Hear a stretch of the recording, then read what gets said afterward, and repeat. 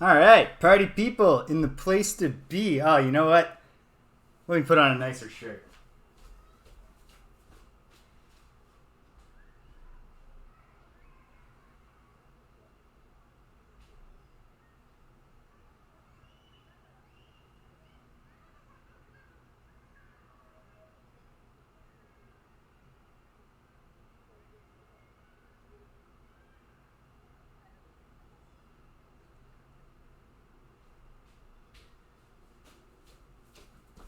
All right, here we go. It's got to be got to be overdressed or underdressed because all of my just right shirts are currently drying very slowly here in the humid city of Halifax. Now here we are, folks, live from 58 Dream Street. We are James and with Games. We are picking up, I believe this is the 9th run. At least that's what I said in the episode title. I'm suddenly getting a sinking feeling. Did I successfully hit the done button before I started this stream? Yes. Great. Very good. Good stuff. So, here we are. Episode 9 of Warriors of Destiny. The 5th entry in the mainline Ultima series. Let me fire up the DOS box here and we'll dive right in. We'll update later. Thank you very much. GOG. And, oh, am I going to remember? Yeah, there we go. Turn the volume down a little so that we're not assaulted by the crackly fire sound effects on the title screen. Uh-oh.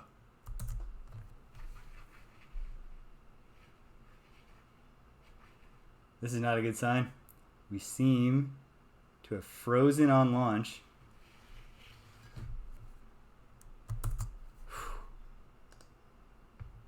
Oh, there it goes. All right. We're in. We're up. We're on the screen. It's all good. So here we are. Diving in. Ooh, those sounds. Not great. Although the sound quality in general in this game, much improved from the previous entry in the series, Ultima 4, Quest of the Avatar.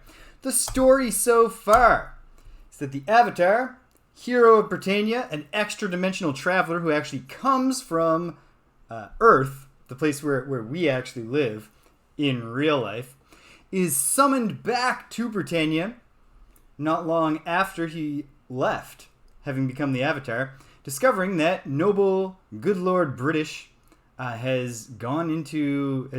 he's missing. In fact, he disappeared while delving in the dungeons of the underworld. Lord Blackthorn took his place, and at first that seemed like it would be a good transition, and then suddenly Lord Blackthorn, perhaps corrupted by these Shadowlords, the 3 shady figures we see on the main box art up there, they corrupted him, and now he's a bad dude. He's running a dictatorship that ruthlessly enforces the virtues of Britannia, rather than encouraging by example for the citizens of Britannia to be virtuous. So the Avatar has to figure out a way to fix that. And we're on the path right now. We have a ways to go, but the journey is making progress. We've got 4 of the official companions of the Avatar recruited, as well as Gwenno, the wife of Iolo the Bard, and we have young Toshi, just a new character, although he's not with us at the moment. He is currently chilling in an inn because you have a party cat. So we left young Toshi behind. So today we got a short session ahead of us, and this is a actually short session. I have at least once and probably more than once while streaming and many times in my life said, gotta make this a relatively short one, and then played for a long time. Just last week I said those exact words and then played for a full 3 hours and a bit. Today it's going to be 1 hour and 50 minutes plus the time that we've already experienced together, because it's not a matter of willpower. Can I get myself to stop playing this very fun game? It is a matter of I couldn't start any earlier with the things that I needed to do, and I can't stay any later because of the things that I need to do. So what I'm going to try to get done today is a little bit of exploring. Here's a fine enough spot to get off my boat, my skiff. There are multiple types of boats in Ultima 5, a more sophisticated game than the previous entry. So what I'm doing right now is I'm just going to buy some food, because one thing you don't want to do in the world of Britannia is starve to death. That little F here, I'll point at it. This F, that's my current food stock, and every time the party eats, it's going to go down, I believe, by 6. But possibly more than that. So we're, I think it's 6 though, because it was 24 when I started. I think. I think. So what we got to do here is we got to buy some food. This is not the best price you can get on food, but it's the closest price I can get on food. So I'll take 2 packs of rations. Dr. Cat, this eccentric fellow is named, gave up the medical trade to run a tavern. And power to him. You got to do what makes you happy. You know, the world needs doctors, but it also needs provisioners. And the world needs happiness. What's the point? If we're not going to, you know, what are you doing with your time here? British! Good to see you. So today is going to be a pretty simple, I've got a very simple goal. Yeah, Yellow's hanging in there. We haven't, nothing has happened except for reprovisioning since I fired up here. I sailed up to Paws from the Serpent's Hold, and now we're going to try, and I've got my map, my original cloth map over here for reference. But I believe I'm very confident I can get to Skara Brae, one of the 3 main cities I haven't visited yet, via skiff. The skiff can only go in shallow water. What I'm less confident of is, or maybe coastal waters would be a better term, because I can't imagine the water. Let's hole up in camp here. Actually, do we have anyone waiting to level up? Because otherwise, there's no real reason to camp. I'm pretty sure I can light a torch here. Well, maybe torches don't work from the. Ooh, John is so close. But no, nobody's ready to level up. So can I light a torch? Yes. I don't think this is a technique that real sailors can get much mileage out of. I did go to Serpent's Hold. Let me consult my notes. What did I learn in the Serpent's Hold? Oh, here it is. S-Hold. We learned the name of the Shadowlord of Cowardice, which on the same day that I learned that name, I had previously learned that the true names of the Shadowlords are part of their weakness. They got a Rumpelstiltskin gimmick going on. So now we know the Shadowlord of Cowardice is Nosfentor. And then also, from an extraordinarily detailed prophetic dream, Gardner in Serpent's Hold told us that upon the Isle of the Avatar there lies a dungeon. At its bottom lies a small, cavernous room of the underworld. Small, cavernous room. There are many more such chambers near enough to be reached by one with the proper magic. So there's some sort of wacky, multiple identical rooms gimmick going on at the bottom of a dungeon on the Isle of the Avatar. Yep, the more you know. You know what? Even with a torch, sailing like this is it's not the right path. Let's camp it down, even though none of us, well, you know, Gweno will benefit from resting. So, Shimino, you keep your eyes out, being the toughest, hardiest member of the squadron. And, of course, it's still dark, but the sun will come up soon. So, yeah, we're definitely getting to Skara Brae today. I'm very confident about that. I am less confident that I can reach Jalome. Ooh, a shrine. Which shrine is this? I could remember if I look at the map. It's the shrine just southwest of Trinsic, so it's the Shrine of Honor. And I don't believe I've awakened this shrine yet.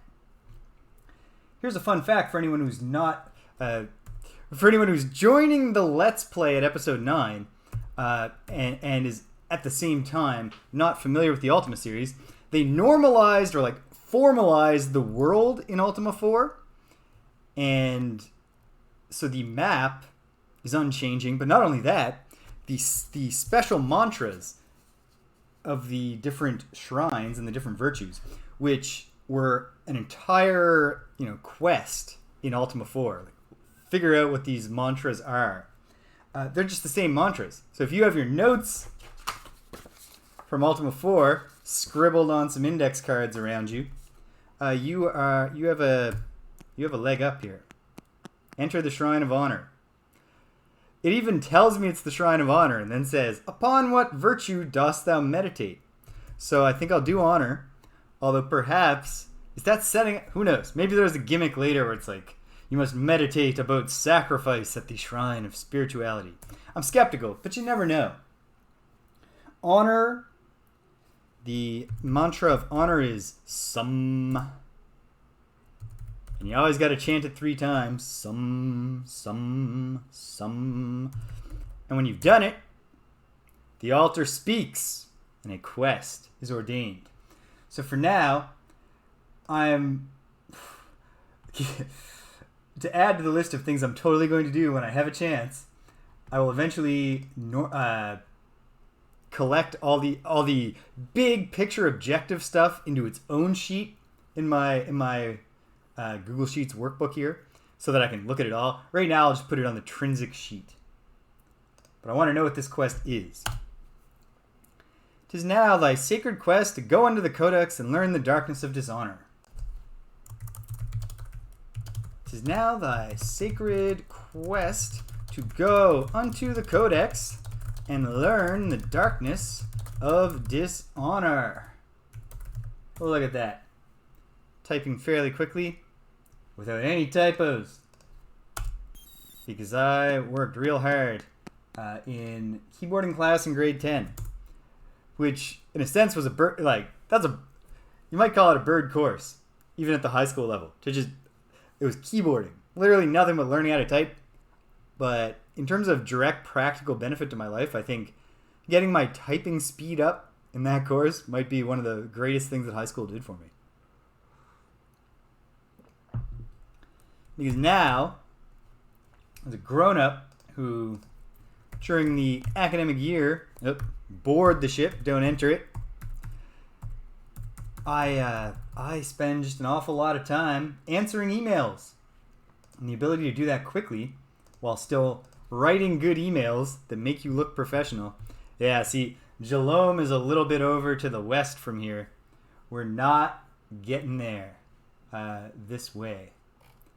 We can't just sail. So I'm going to carry on north up the coast. There's going to be a bunch of little islands.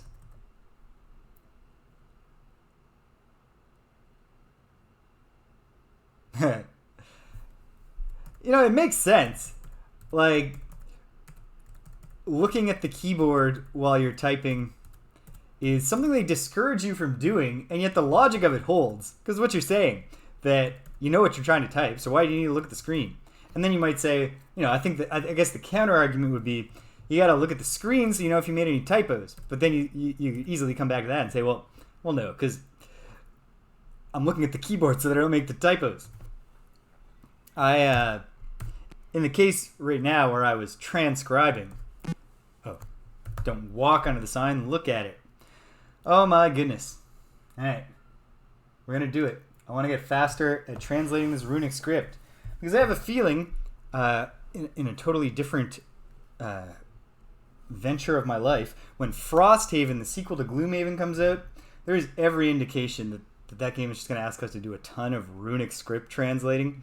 And if you've tuned in to Friday Night Forgotten Circles, our weekly Gloomhaven expansion stream, you know that my buddies Rich and Robert are just going to razz the hell out of me the entire time I'm holding up the game to translate the runic script. So let's see if I can do this quickly. The thing that looks kind of like a P. Oh, come on. Now, eventually, I keep hoping H. The I is an I. That's always helpful. The S, like, doesn't actually look like. His is he. His is he. Okay. Island. No, wait. Island.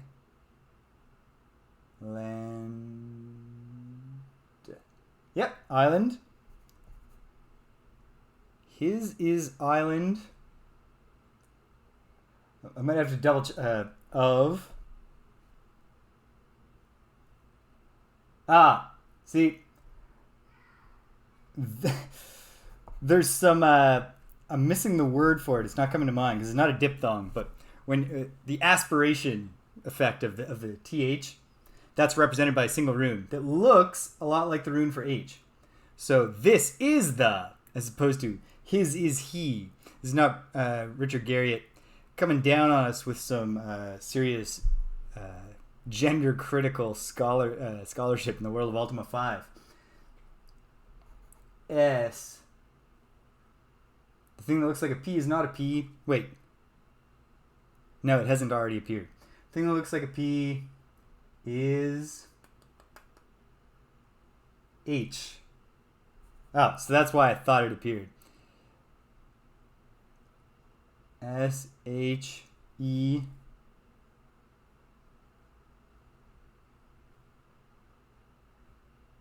R.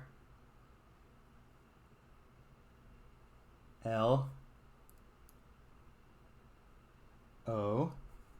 The Isle of Sherlock. Sherlock. The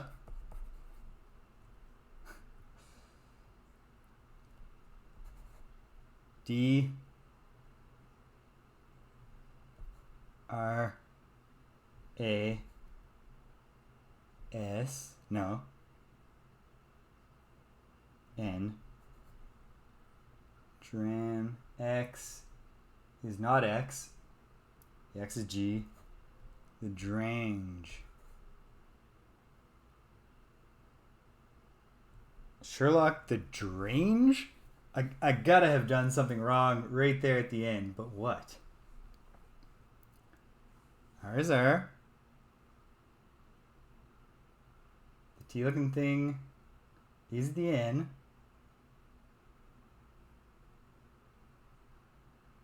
The X is a G. Alright, this is the island of Sherlock the Drange. You know what? Got that down, and if that turns out to be relevant somehow, if anyone ever tells me, go to the island of Sherlock, now I know where it is. So I'm not typing this way since it was little. Aha. Yeah, as an engineer, you know, it's something I'm always trying to tell. Well, actually, I have a lot of different messages about writing for my students, but certainly I do try to emphasize that the actual typing of the words is just one step in the writing process and not necessarily the important one. You got to think of what you're going to say. And perhaps when you're communicating a complex technical subject, and especially something that is going to impact human safety, which is often the case with engineering work, you got to take care, and you got to make sure you're doing it right. Don't enter a skiff. We board it. One of these days. No, I'm not even going to pretend that one of these days I'll internalize that. I certainly won't.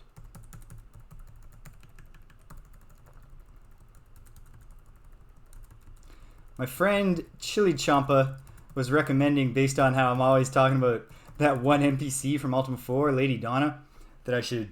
Here we are. Skara Brae.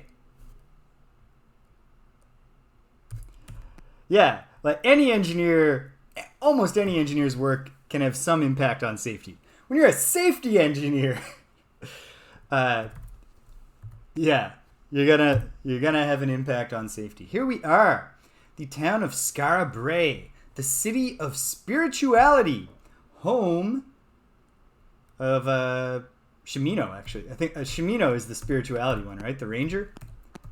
So it's a homecoming for our boy. We got a healer here. Got some sleepy people. Oh, and an empty bed. Well, yes. Shouldn't bother the patients who are trying to sleep at the healer. But we want to walk around. We want to find the people who live here. And we want to chat with them. I did see all those doors. Oh, man. The kids do not work with me. Ha! I've got you cornered, you little punk. No. This kid does not want to talk. Okay. Give that kid a break, and let's see what's up with these doors. Oh! Well. Okay. That's useful information. So the blue outline doors are the magical ones. So that's a new addition to the game system of Ultima. In Ultima 4, they're just doors. They can be locked or unlocked.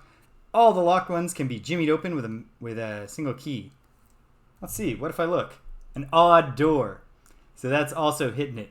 There's a lot of, even in Ultima 4, which is not a very sophisticated graphics at all, there's a lot of tiny little bits of information that is very effectively conveyed in subtle ways.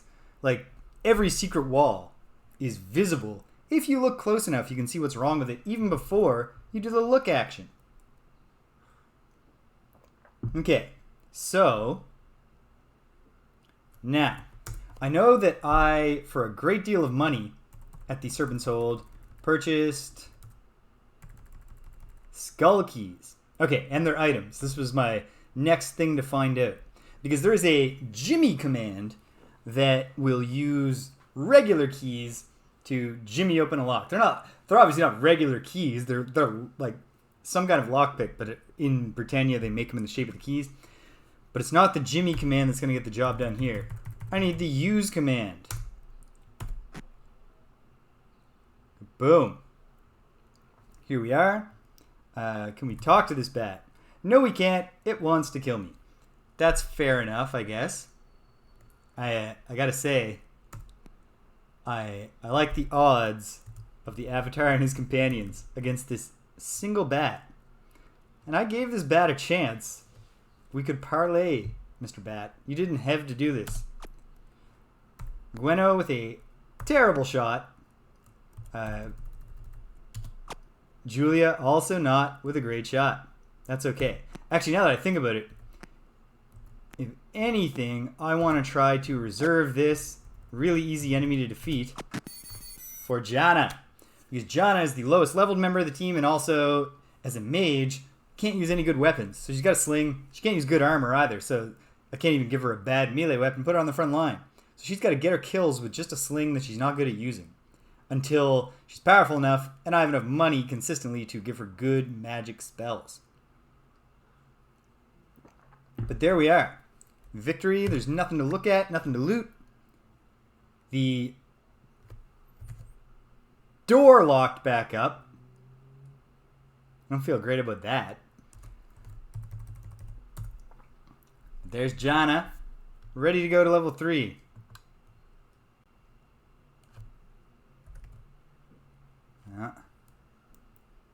Thinking Ultima 4 again. Oh, of course. No, that's not the reason I have her with a sling. I have her with a sling because bows and crossbows use ammo, and each type of ammunition is capped at 99. So I want to just have one person using each of those. And so I want the more effective people using them. That's the deal. Okay. Oh, goodness. So now the question becomes, do I open this door again? These skull keys cost me a lot of money. Can you save in a town? You can. Alright. I'm going to save scum if I waste a second key here. I have got to get to the task of learning these scrolls. Maybe that's another thing in today's relatively short session.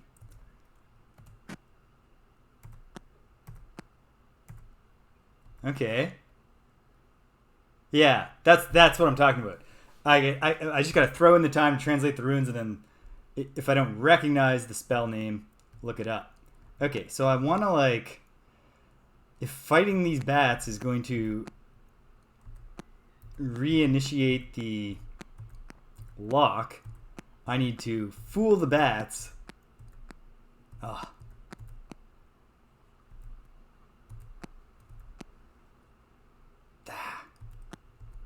Tricksy bats. These bats know what I'm up to. Okay. Well, I'll fight them. We'll see what happened. But I'm too selfish I'm not honorable enough, I should say, to give up 2 extremely expensive keys. Yeah. Okay. So we have a magical bat infestation here in Skara Brae. And I got to assume that at some point, deciphering that is going to be figuring out what to do about that. And perhaps one of the townsfolk will be able to help me.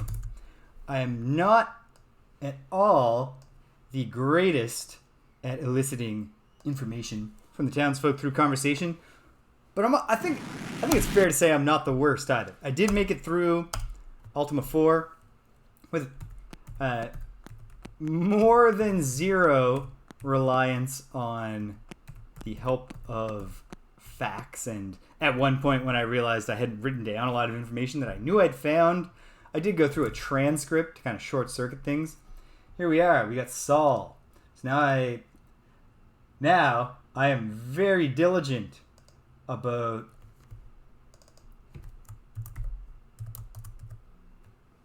recording information from all these folks. So Saul, setting up my Skara Brae version of the sheet. Oh no, you're certainly not spoiling me in that regard. I had no doubt that those weren't the only 5 keys in the game. Actually, I did spend a lot of money on them. So I don't mind wasting 1 to learn that, oh no, there's more to this. It might even be, and don't tell me, but I'll try it at some point once I've secured another source of keys. It might just be run around the freaking thing and bust all 4 doors before the bats get you. But time will tell. Saul, to be honest, Saul, my interest is the bats. But I'm going to guess. Yeah. Saul doesn't know. Saul doesn't have a skull key, so he's never discovered that this weird structure in the middle of his city is just packed full of bats. What's your job, Saul? What do you do? You're a visitor. Okay. So, I suspect that means when I ask him about being a visitor, he's going to tell me where he's from. Came to see an old friend. Or not. In Ultima 4, this would have been easier because all NPCs, or most NPCs, just maybe all? No, most. Most NPCs use just the class sprites, and the classes are all associated with one city. So you saw a fighter in Britain or something. You said that's a tourist from Geelong. Friend, his name is Kindor. He was struck by a Shadowlord's bolt. Oh my goodness. He resisted the Shadowlord's takeover of his town. What town? Cannot help me. Okay. Shadowlord. Takeover. Takeover? The break's over. The God MC. It's me, Jehovah. He fled after he was shot. I found him near death and brought him here. Wilt thou help us vanquish these demons? Yes.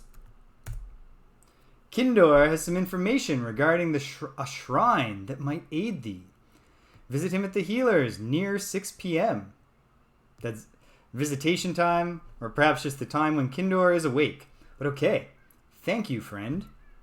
I want to say bye after I record. Kindor has information. Ask him at the healers around 6 p.m. Okay. Very good. Bye-bye, Saul. Thank you for your assistance. Let's check my pocket watch. See what time it is. 2:24. We got time to kill. So let's take in the sights of Skara Brae. we have another apothecary. So, it's a good time to learn about the economy here. I dost seek fine magical reagents. Now it occurs to me that I should have checked. I hate offending the shopkeepers by not buying something. when they yell at me, I really feel abashed.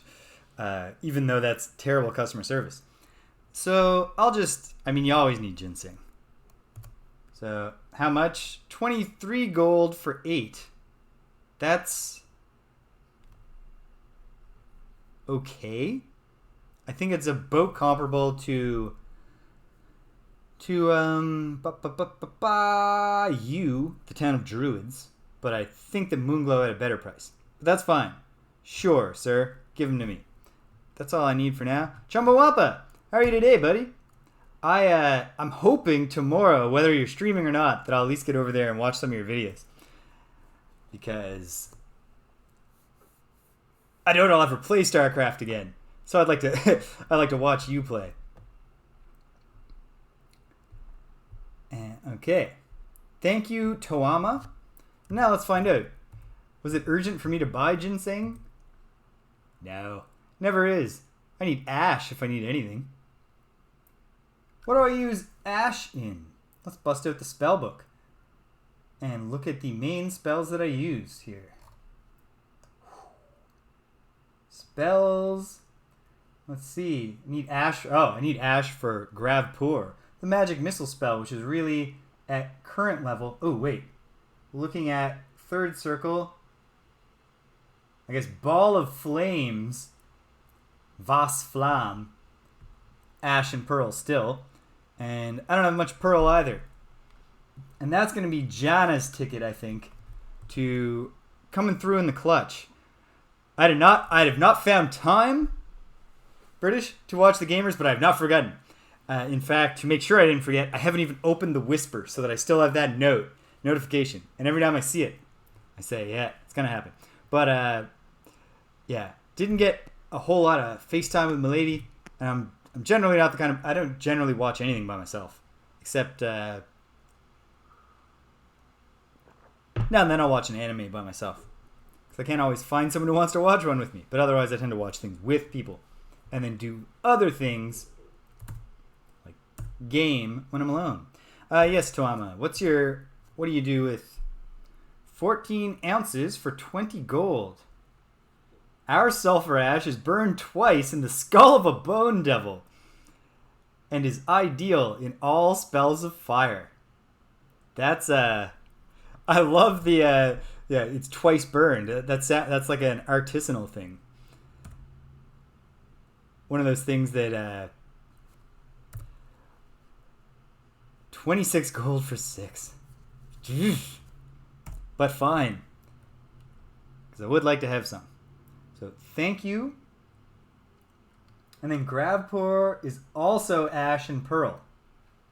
So I'm thinking that once Jana gets actually leveled up, unless I use Ball of Fire and it turns out to actually not just function as an upgraded magic missile. If it's not that, then I will be in a situation where I feel a fool for thinking that Gravpur was out of date. But I suspect that once she's level 3 now, I'm not going to be spending a lot of time going back. Is anybody staying in the hotel who I can talk to? In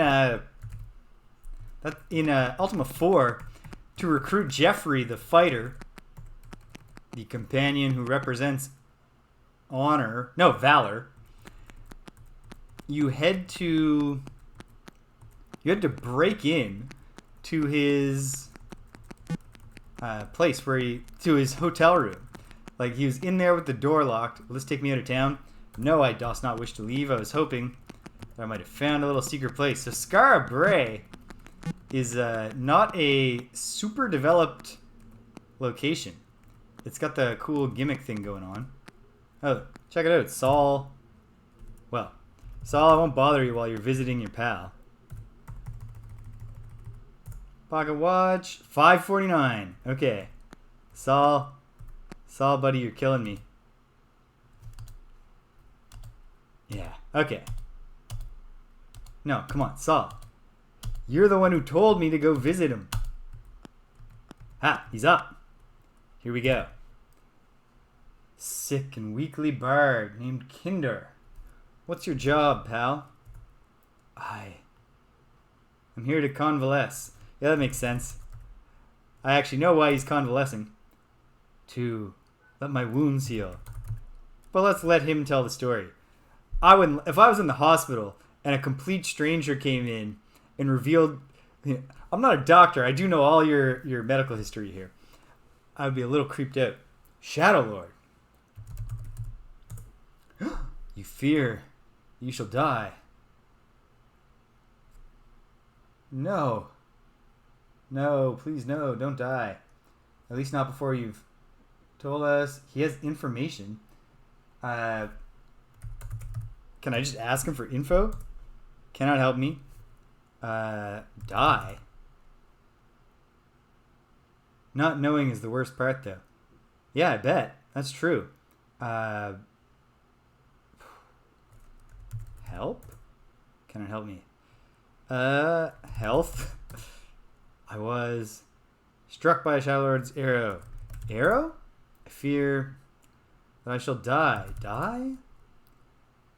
Worst part, not knowing. Knowing? Can it help me? Part? Quest.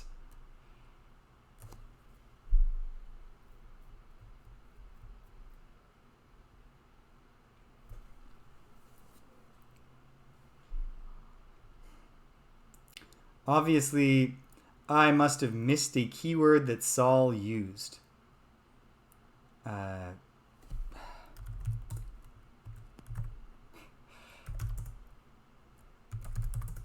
So we'll go back through Saul's chat.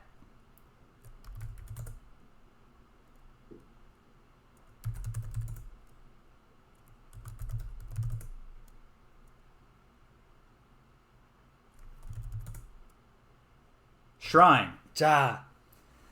Did I somehow not write that down? Yeah, I just wrote he has information. Let me update that. Okay. I got a sinking feeling though that yes, thank you, British. I think that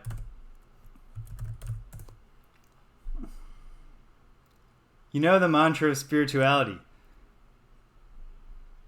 You know what? Kindor's been through a lot. I gotta humor him. If I give it into the... Yes, of course.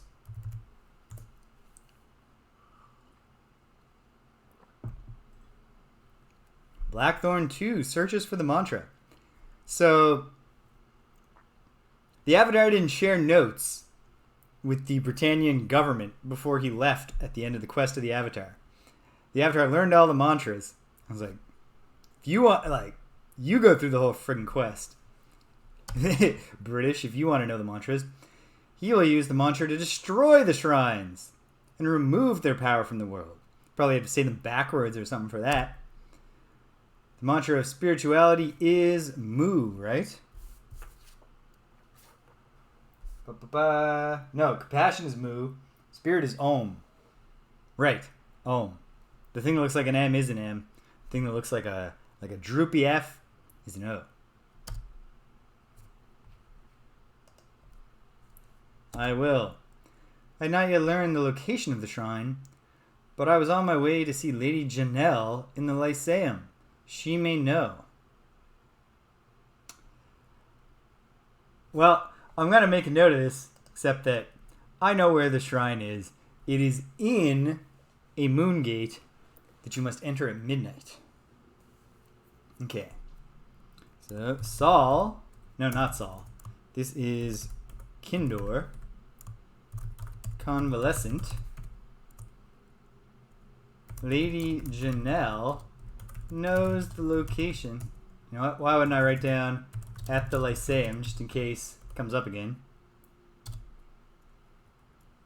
Knows the location of the Shrine of Spirituality. Just like the Avatar does. Ah, great. Thank you, sir. That was helpful. I mean, you know, we're being polite, but he was trying to be helpful, and we appreciate it. We're grateful. Okay. I think... Well, there's one more door in the healer. But now it's nighttime. Well, let's see. Yeah, that's just... The door in the healer is clearly just to the healer's bedroom.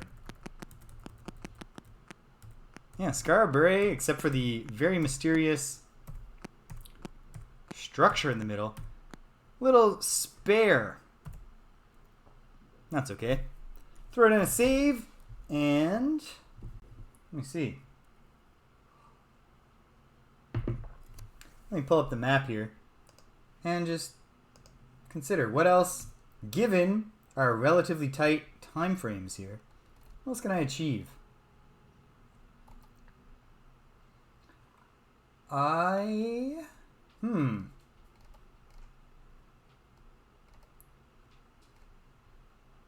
know what? For the sake of having a little fun, I think it's time to make my way back to Dungeon Despise. The one dungeon I figured out how to open. Although the only dungeon I have a lead on to get stuff out of is Dungeon Deceit, which I don't know the magic word to open yet. Probably find that at some point, one would hope. Because otherwise, let's see, what else is in the world to visit? Like, I can go into Moongate to try to get to Magincia, or possibly New Magincia. And I can... I mean, Moongate's going to get me to Jalome as well. But I need a frigate to get to the Buccaneer's Den. And there's a... I am just noticing now, and I'm going to guess maybe that's Blackthorn's castle, that there's a giant castle on an island near the Isle of the Avatar. Yeah, there's... Oh, and I see the 2 stone gargoyles, I think, on the Isle of the Avatar. Okay, but our next task is surely... Well, it's whatever we want. But I think I'll head to Dungeon Deceit. And I think, even though it's the most tedious path right now, I'll be grateful I did in the long run. I will sail back around the world properly. But let me camp down to see if we can get Jana leveled up. The only way to level up in this game is to reach the experience threshold, camp, and hope that the apparition of Lord British shows up and upgrades you. Ooh, this is suddenly tempting though. Where will a 3/4 full moon take me? It won't take me to Jalome, and it won't take me to Magincia. So that's less exciting. Because then I'd just be frustrated, waiting for the moons to align so I can get back to my skiff. Alright. So we're going to head down around the horn again. Here we go. You know what? Let's light up a torch. So that I don't accidentally go into deep water and get myself harmed. We're heading down. Boop, boop, boop, boop, boop, boop, boop, boop, boop, boop. Nice thing about both Ultima 4 and Ultima 5, and I would be willing to wager the earlier Ultimas as well. I can't make a guess about the later ones. Is that even though we got a great big world here, it doesn't take that long to travel around it. Oops. This is not, I don't think, where I meant to go. Is there anything down this river? Let's check it out. Nah.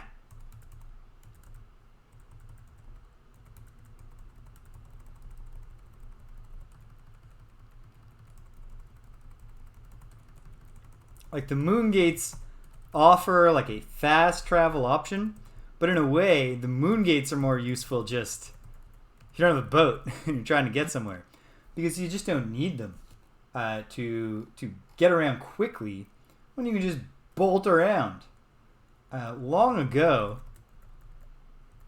in the age of the quest of the Avatar, it's right around here where you could find the wheel of the HMS Cape, that legendary vessel.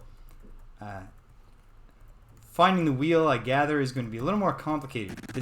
This time around, that was careless. You can see the very slight distinction here between the water you can sail in with your skiff, and the water where everybody just suddenly starts dying in your skiff. That is how it'll go. Gotta find stuff out. Like I found out, like talk to the shipwrights. One of them, we definitely have a little quest line once again related to that HMS Cape.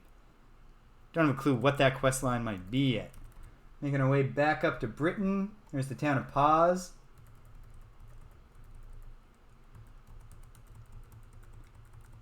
And so our hope, or my hope, is that I'm gonna tool around in Dungeon Deceit and get out after hopefully getting some stuff. Who knows if that'll actually work out. If all else fails, I'll just die, and that's fine too, because I'll have had fun exploring the dungeon. Wasting daylight again, so I'm not going to be able to get to... When does it start getting dark? It's pretty early. But people here just don't work. Even under a dictatorship that's forcing the virtues, people don't work long hours in Britannia. Which is probably helpful. Having fun is absolutely the goal. You British is you're great for constantly kind of... That's a useful reminder, I think, to have. Because there's a part of me, not that doesn't want to have fun with the game, but that is, I've talked about how I wanted to play these games and be like a person who was into the Ultima games, and really classic RPGs generally. Well, classic games that were already classics by the time I was aware of what RPGs were. Because I know I'm aging, and all the games that I played as a child that were contemporary to me are classics now. I always wanted to be into these games, and I always had a hard time with what turned out to be undiagnosed ADHD, making it really hard for me to kind of bear down on all this stuff. And a separate problem where I was terrible at navigating first-person 3D spaces. So I do have a tendency to kind of get in my own head about being like, am I doing good at this? Am I doing it right?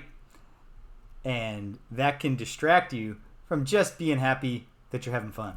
And it is more important to have fun, I agree, than anything else when you're playing a game. Unless you're, I suppose, again, there would be like developers of indie, art games who would say like, well, I didn't make this game for people to have fun. I made this game to make an important point about whatever. And I don't want to take away from their vision. Maybe the point of some games isn't to have fun. But this is not the case.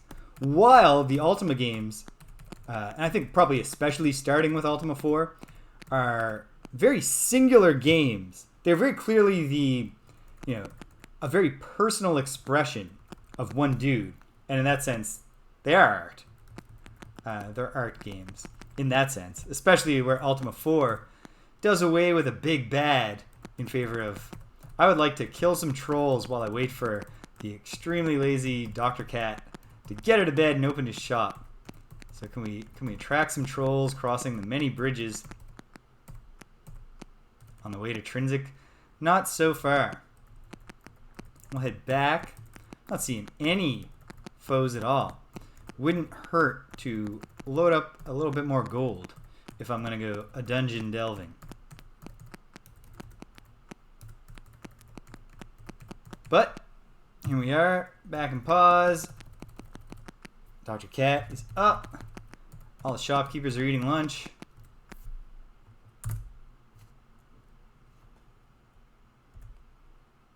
Rations, please. Not a great price, but I don't want to go all the way to Moonglow right now. Just got rations. So give me 2 more hits of your rations, sir. Alright. Doing good for rations at the moment. At some point I'm going to need to... I think... You know what? I'm just going to look right now. I'm at 70. The next time they go down, it's 6. I've worked out the math of the food economy. Throwing on a save just because it's quick and painless. So why wouldn't you constantly save?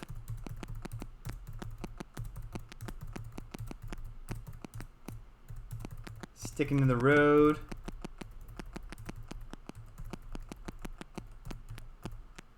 Okay. What else have I got?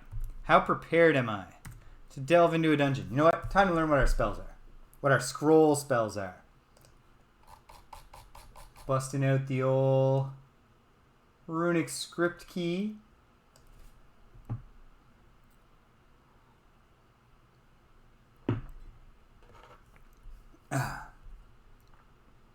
In the old Sosarian alphabet. To get into a little bit of lore. VL, so yeah, that's vast lore. The next one is R, but the P, as we've established, is H. So RH. I'll look that up in a moment. IS. And, ooh, a 3-letter spell. Is that a K? KX? KX and C. KXC. Unless I made a mistake, that sounds very unfamiliar to me. Okay. So vast lore is great light. Great light. Very good. That could be helpful. If we run low on torches, RH would be rel wind. Change wind. I don't know that the wind is I get the sense that we're rowing the skiff, so I don't think the wind's affecting us yet. In Ultima 4, the wind is infuriating, but partially that's because they had not yet Richard Gary came up with a way better way for slow travel to work. In this, because now there's a time cycle. If you go somewhere and it says slow travel, that just means more time went by. But you are moving at the same pace. In Ultima 4, slow travel is represented by you hitting the arrow and just not moving. It's so annoying. When you're trying to sail around the world real quick and the wind is just not cooperating with you. Alright, IS, create protection. I like the sound of that. And invoke X freedom.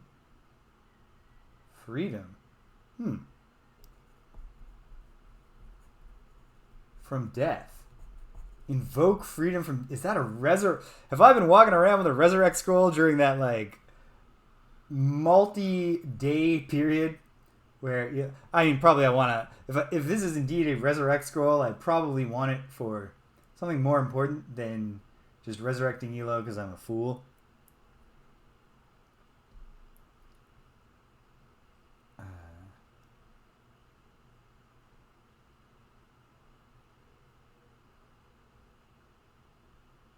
In X.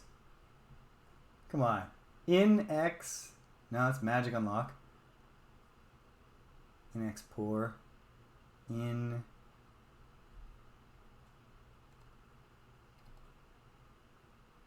No, in Mani Corp would be our resurrect spell.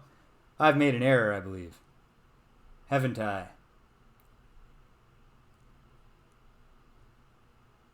Yeah, I wrote that down incorrectly, I believe. And then looked up the wrong thing. Let me try this again.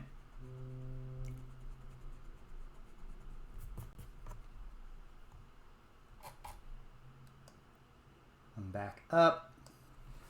At some point I should figure out a visual way to at least put the script on the screen for the viewers. While I'm doing this, I've got all this paratext. All the original games accompanying paratext off to the side of me. Okay, here we go. It is X. And it is C. I was not wrong about the... or is it K? The C and the K, awfully similar, but I think that's... Oh, it's KXC? Yeah, KXC. Okay. And then KXC is the magical language.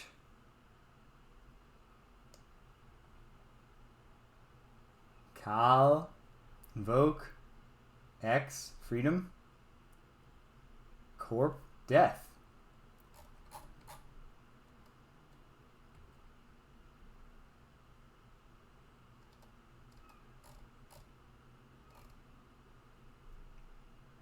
I'm just not seeing a spell that's like that. Mystifying. Hold on. I guess I could get a sense of whether I'm just completely off track. But Instinct, protection. Okay, I was right about that. Change wind should be fairly easy to find. Ooh, you can make poison wind.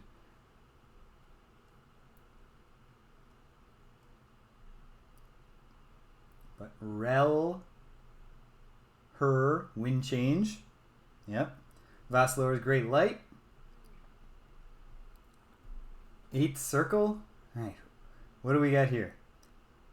Okay. In Mani Core? But it's not an... that's Resurrect. That's just not... Oh, Cal Zen Corp. The K is not for invoke. Or... Looking at the magical language once more. Okay, no. Invoke is... okay. Summon death. Or summon something. Okay. Okay. Cool. I can summon something. And it's an 8th circle. So I don't want to use that if it's not a real serious moment. Okay. I've got these potions. And don't know what they do. Or how to find it. And at some point, I'm sure I'll figure it out. Spell-wise. We only got 1 magic missile, but we want to upgrade. We want to get Janna leveled up before we hit the dungeon. So the big ones for me are Nox and Mani, of which I've got a decent little supply. But what else do I have here? Gravpur, of course, magic missile. Anzu is Awaken. If I meet any Reapers, I'll be very grateful to have those, I imagine. Mani, of course, is Heal, and Nox is Remove Poison. An Zen Corp, Repel Undead. Okay, good to know I've got that. Vassalor is Great Light. It's a 3rd circle spell, so and so is Vas Flam. So for those, we gotta get Janna leveled up here. Not that we have other level 3 spellcasters, but I really want to... Oh, and Inlore. Inlore is regular light. Okay.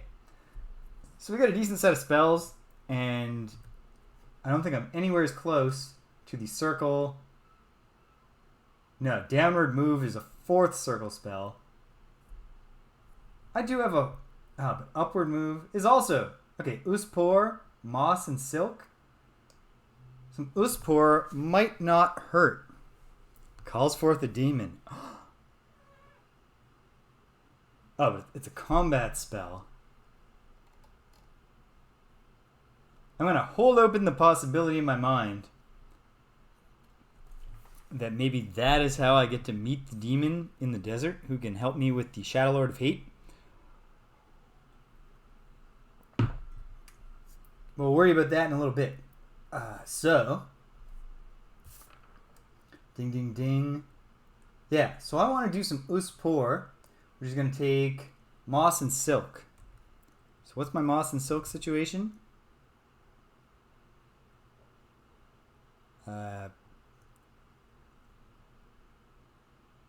It's not great.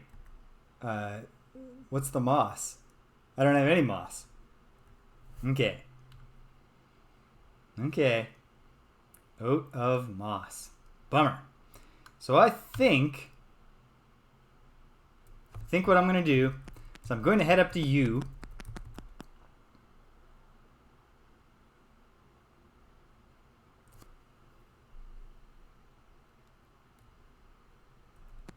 A karaoke game. So, I mean, I can guess this is like karaoke is karaoke. You mean Comedy night. So how does that work? How does comedy night, the karaoke game, function?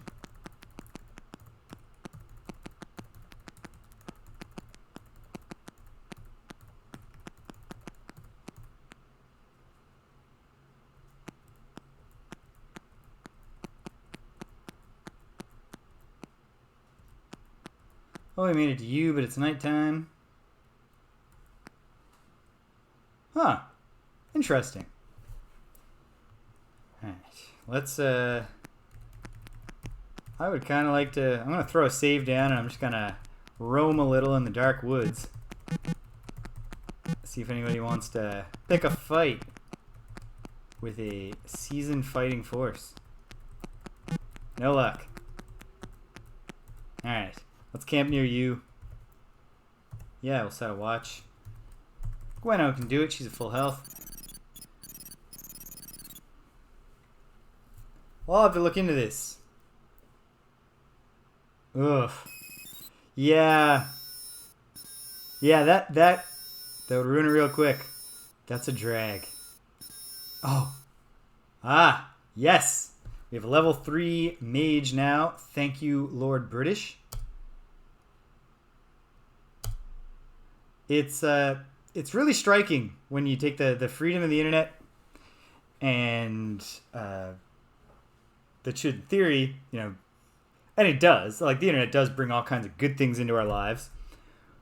But the freedom of the internet also just, yeah, the racists can ruin things so quickly. Like when Microsoft put that AI bot out and the internet turned it racist almost immediately by teaching it to say racial slurs. What a thing to do. Not only cruel to the little robot itself, which never asked to be made into a racist, but, like, you know, obviously just hurtful to people. And what? Oh, I didn't mean to say no. Madam Pendra, I'm sorry. I meant to say yes. Blood moss. Oof. I can just tell she's going to gouge me.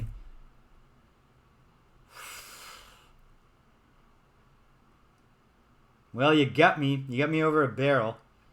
I'll take it. I'll take it. Reluctantly, I'm going to take it. Alright. That's it. My interest, Madam Pendra, my interest is being frustrated with you and getting out of here. Alright. Right, back near Britain. We will mix up some spells. Ooh, someone to fight. Just some snakes, but maybe they're rich snakes. Not usually. But we're at the point where we gotta make some money. And that's one thing.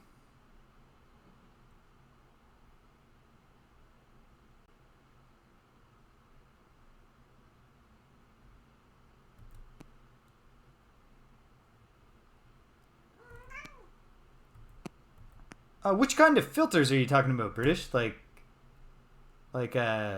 censorship filters or like spell checking?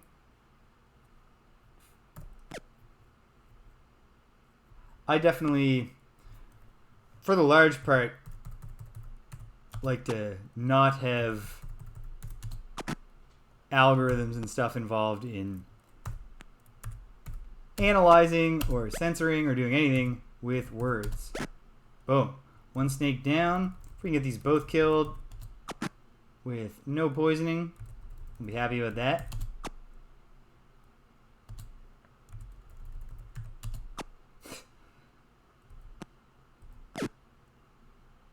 Well, the Avatar one got poisoned. Yeah.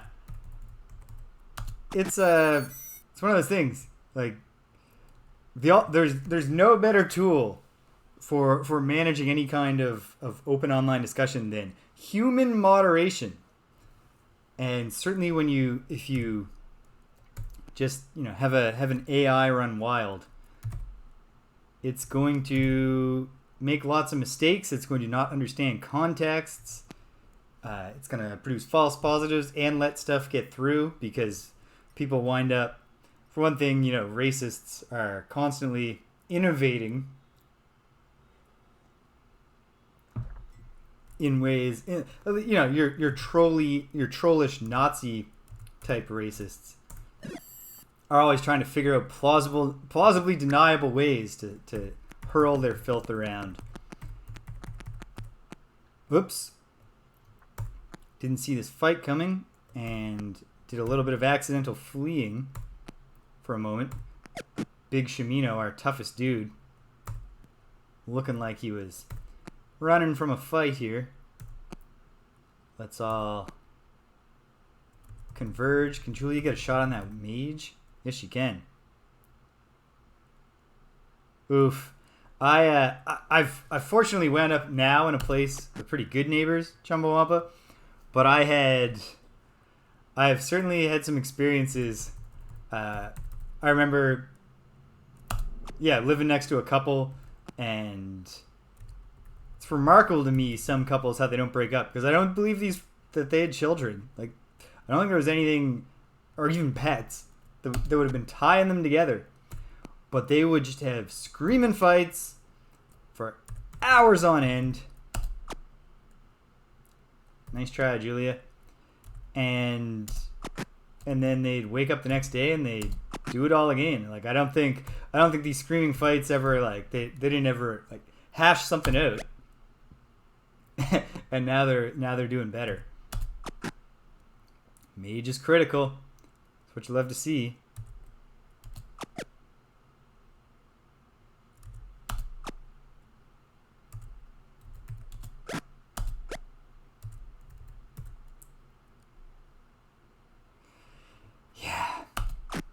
Relationships like that are not good for anybody. They're bad for the people that are in them, and they're bad for everybody who has to be anywhere near them.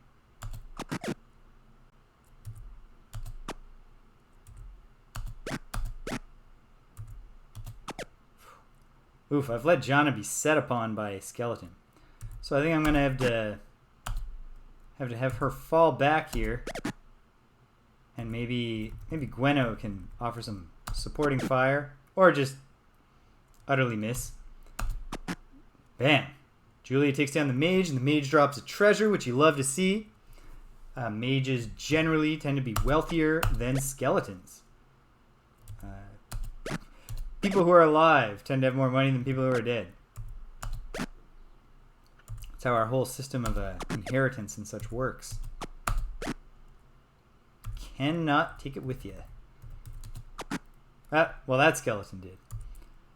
You can take some of it with you, but I suspect we're going to find the best treasures.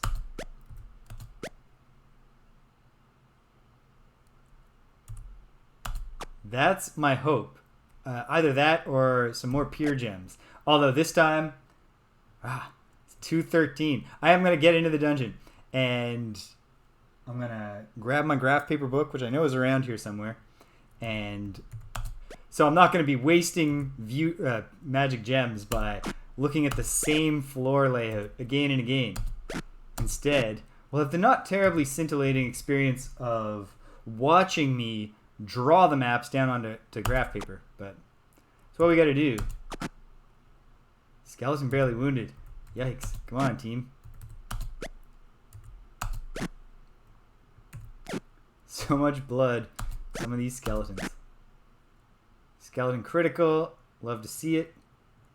Keep falling back.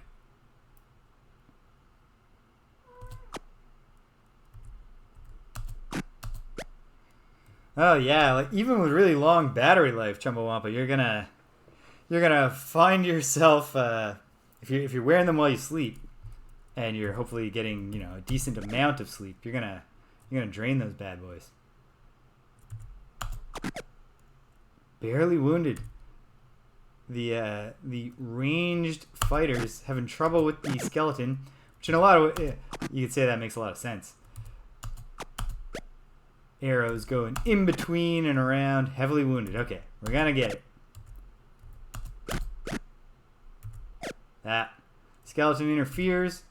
You can't always get a ranged attack off on an adjacent foe, which is, fair enough. That's a entirely reasonable concession to realism here.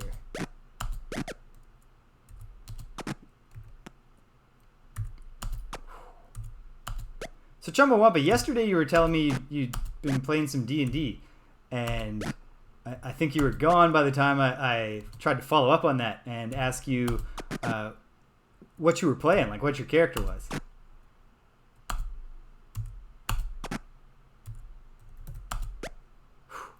Yeah, this was, even though we bumbled into it unintentionally, this was a fruitful endeavor. Ooh, Moon Elf. I know I've heard of the Moon Elves. I don't think I've read up on them. Is that a 5th edition thing? Ooh, or just you made an elf and decided it was a Moon Elf. That could be a thing too. Nice, cool. Then I have like I've got Tasha's Cauldron of Everything, and I've got the Player's Handbook. I must, yeah. Okay, I got to get in there and just read about more of this stuff, because I always try to have an idea for the next time someone invites me in to play D&D, what my character is going to be.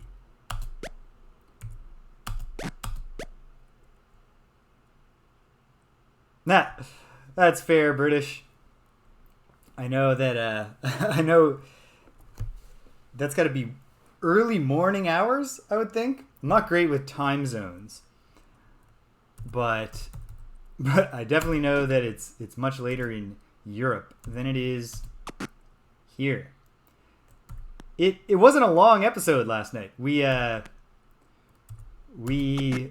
playing that side quest. For one thing, 2-player goes faster anyway, but also it's not a terribly common thing in Gloomhaven to get a scenario that challenges you 19 and I'm at 14. So yeah, you're 5 hours ahead of us. So you're in the wee hours, as they say. Nothing in the guts, but that's okay. Treasure is trapped, but we jimmied it. Bunch of treasure. What do we got? Throwing axe, not bad. A spear, not bad. Arrows, very good. 13 gold. It's more than nothing. Some keys, torches, and some food. Yeah, we fired it up and we were done we're well before 10 o'clock, because it was lots of Gloomhaven scenarios. The standard Gloomhaven scenario is kill all enemies, or the standard goal, but that particular Gloomhaven scenario was occupy 2 pressure plates at the same time, so it forces you to split the party. If we had 4 people, it would be occupy all 4, and so we weren't fighting the monsters, we were just dashing past them as quickly as we could. Whoops. 38 gold, love to see it. Some food. Saving the mage chest for last.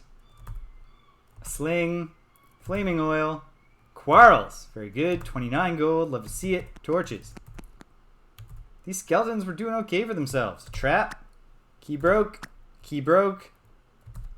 because there was no trap. It was a false positive. Getting.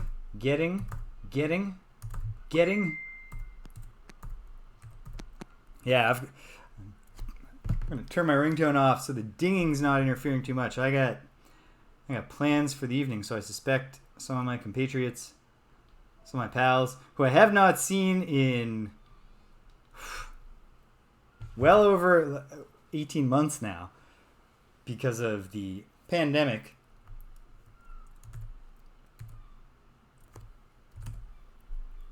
Good stuff. I was kind of hoping to find...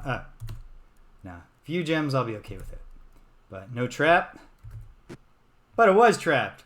Shimino did a real bad job of exploring. Alright, no scroll, but we got a potion. I don't know what any of the potions do, but perhaps I'll start finding out soon. Red potion.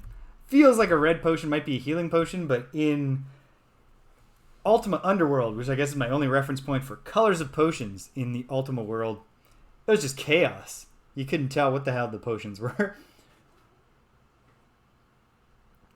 If you didn't have a stat high enough... Oh, you know what? Is there just an identify spell or something?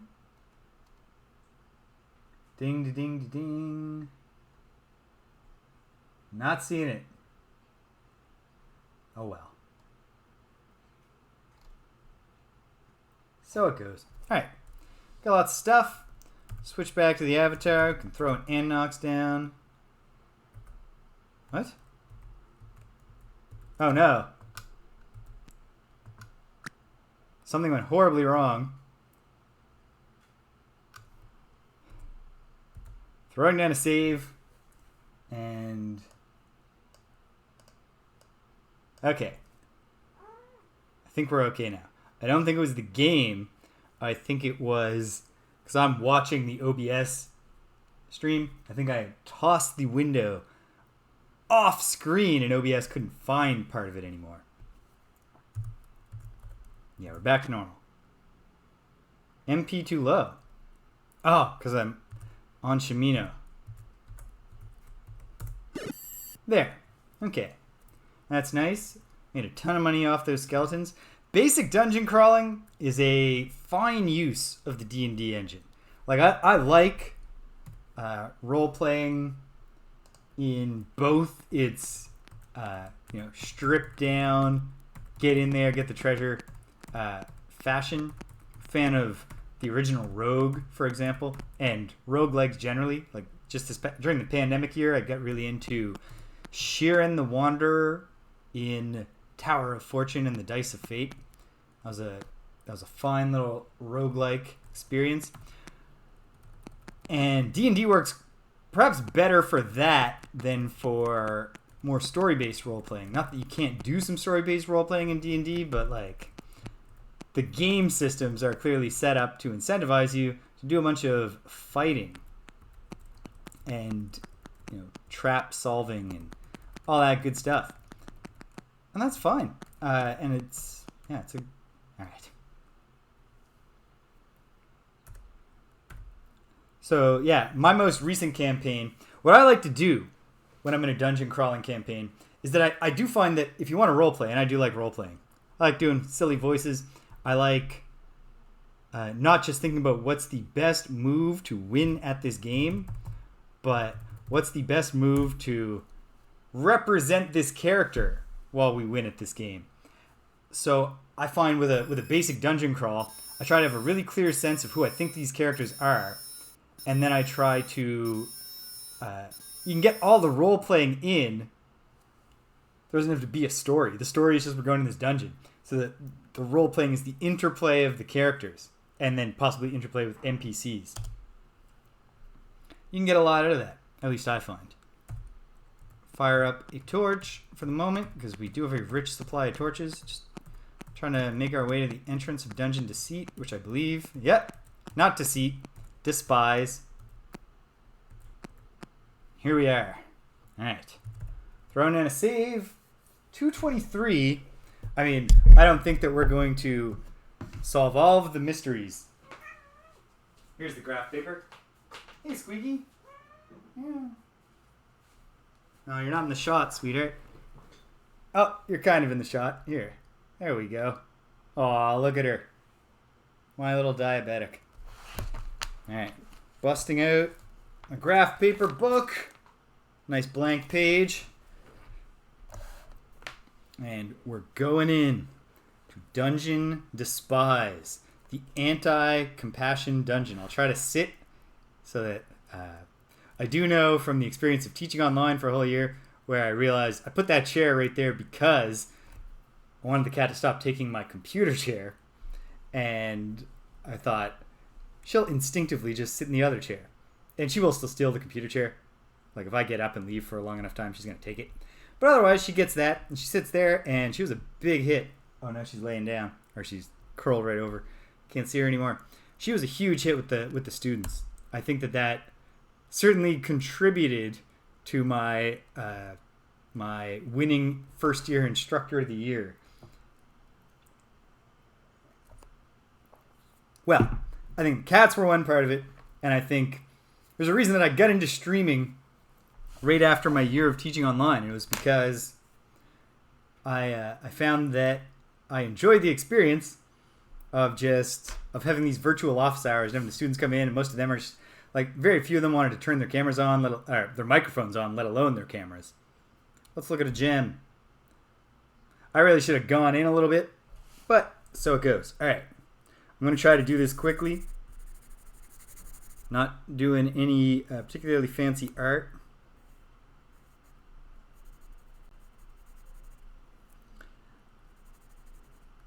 But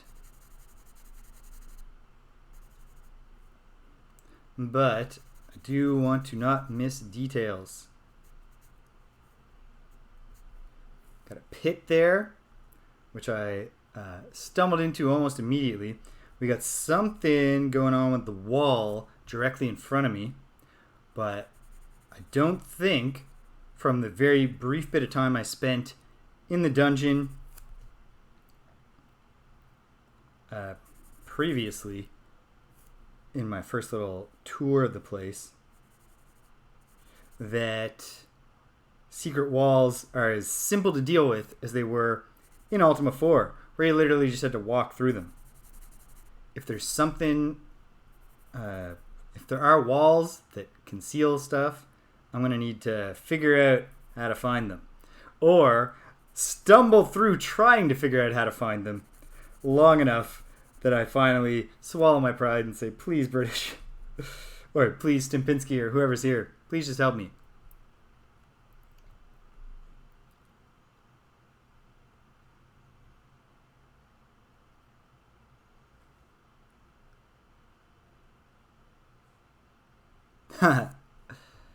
Anima.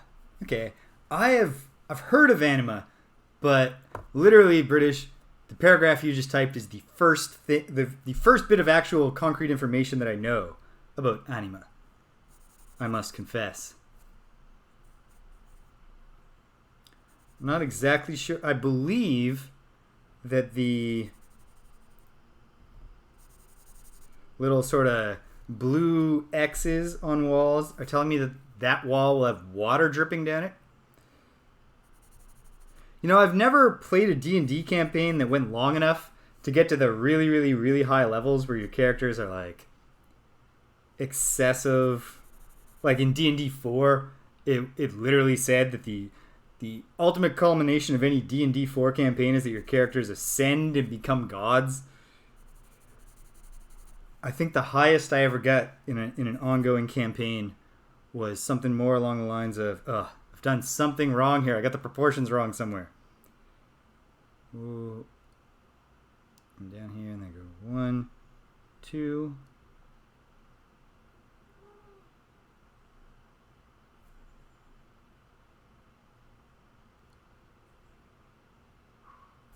Oh, no, I didn't. I just wasn't done. Okay.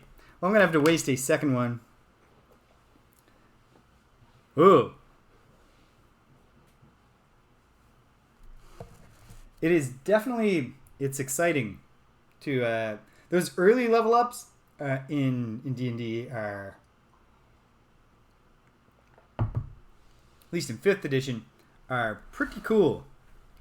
Like, especially level 3, of course, when you get your path. The ones I always find the most disappointing. Alright. Oh, alright. Now I know the equal sign means there's a sign on the wall. What might it say? It's possible I already translated this for myself in the past.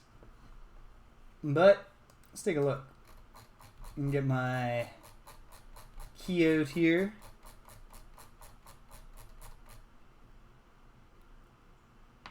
Thing in the middle that is not THE, the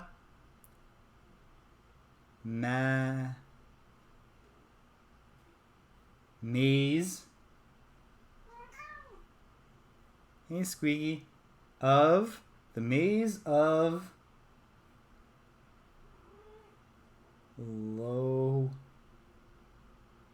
lost.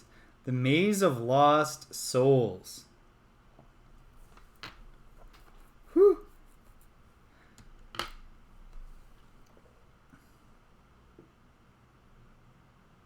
Ooh, wow.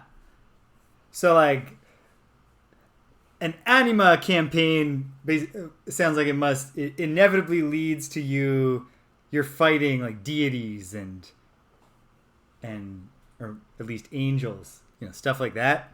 Is that a fair assumption? Okay, I'm going to turn to the right. Take... Wait. Is that the way I wanted to turn? Yes. Take one step forward and reveal the pit. When I've revealed the pit,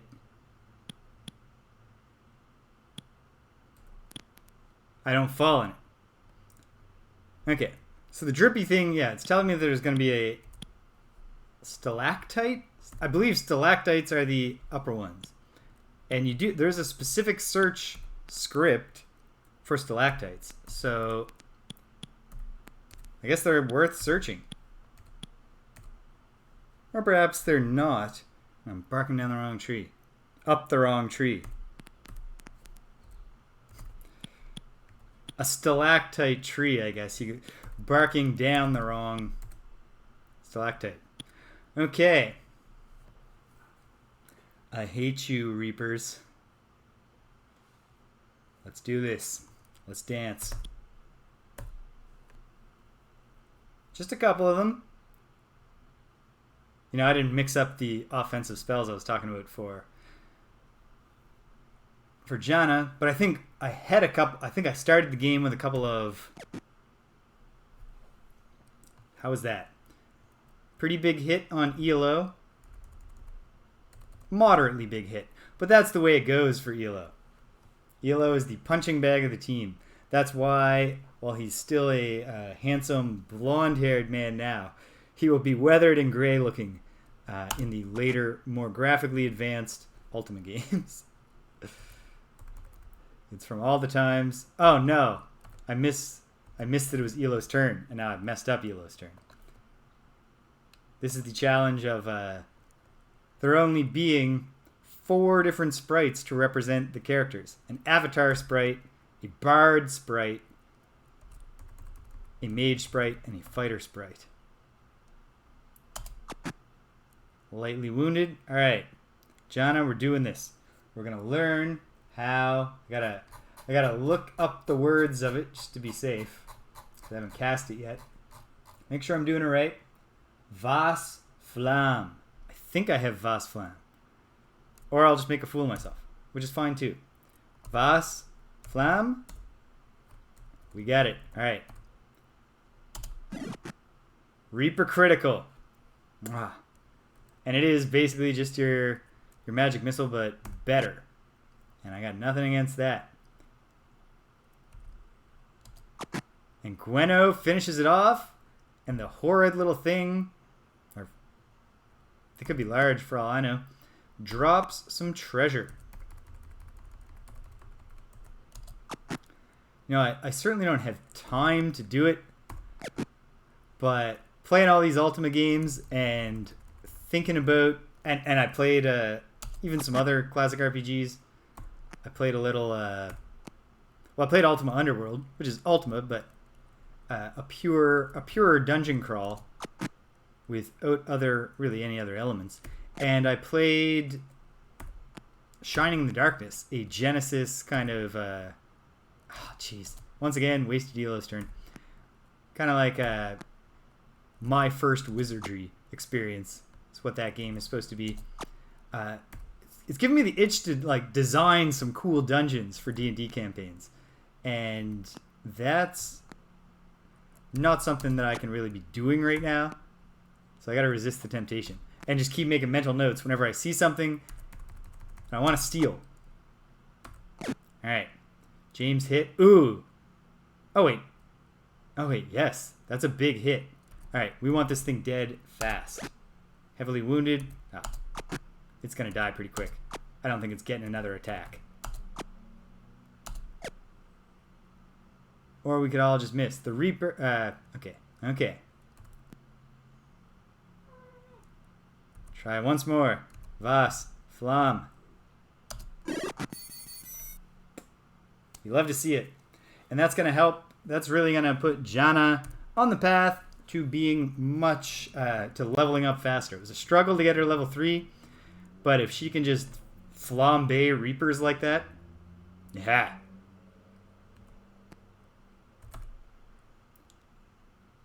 A complex trap. Well, we need to do a little bit of thinking here, don't we? Because while I had been alerted to the existence of different types of traps... Alright, doesn't look like anything in the Book of Lore is going to teach me. Does the reference card know anything? No, the reference card is all weapons, armor, spells, and command summary. What about the manual? Probably not. Keyboard commands, spells, different views. No. Okay. What to do? What to do? Well, let's take a look at everybody's stats for a moment.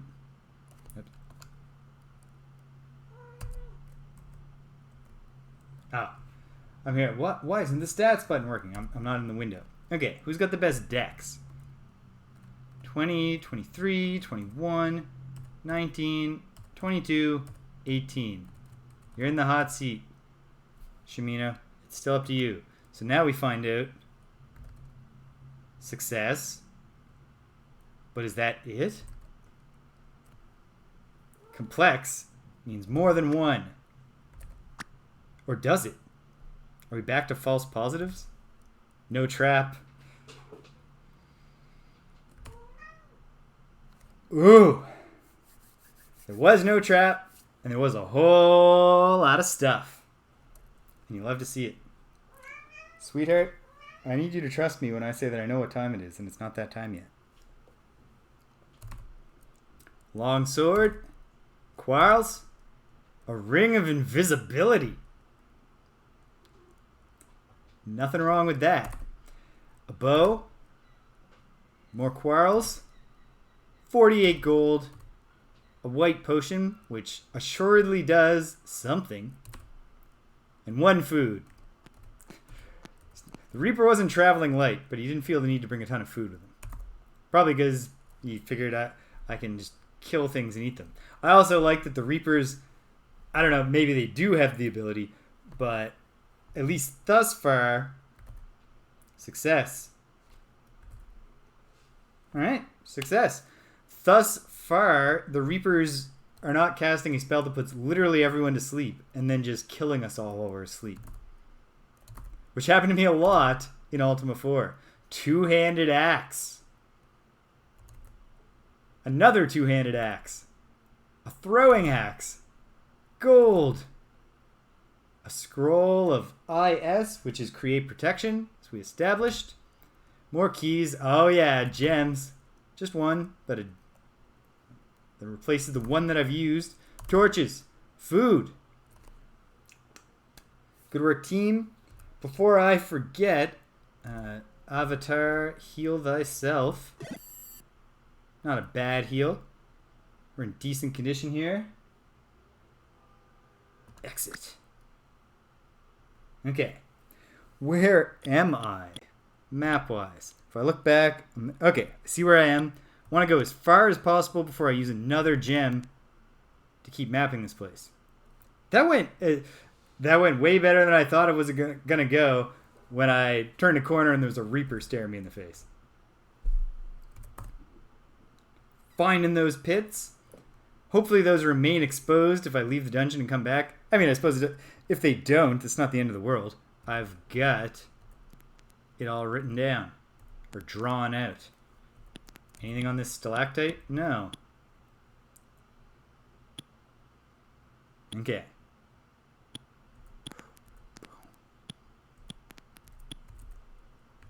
Yeah. Found that pit. Okay. Nothing on the stalactites. And now we're heading beyond what we've mapped. A scary ghost. Alright. We haven't fought ghosts. I didn't mix up more Vasflam. Curses. I don't think I have any more. Alright, now big question is, as Ultima gets more sophisticated, do ghosts become incorporeal and immune to physical attacks? Heck no. Ghost disappears. Oh no. Disappears could be the ghost version of killed. Or it could just mean it disappeared. Let's find out together.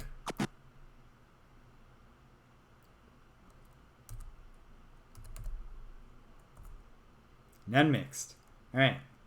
Sorry, Jana. You're not going to be the killer you just were a moment ago. Ghost reappears. Go figure. But they're getting wounded by physical attacks. So we know what to do. Just kill them. At least we hope that's what to do. And Jana will take up the cause of healing. For example, healing Elo, who just got hit. These ghosts are tough. Alright. They're fierce. Maybe that's the adjective I'll use. Save the adjective tough for describing... Ooh, Shimino hit. Took a big hit. Save tough for representing things that absorb a lot of damage, which could also be the case with ghosts. We'll find out. Silver sword. Missed. Julia. Missed. I really should have put that ring of invisibility on someone too. Oh well. We got time. Let's money up Elo there.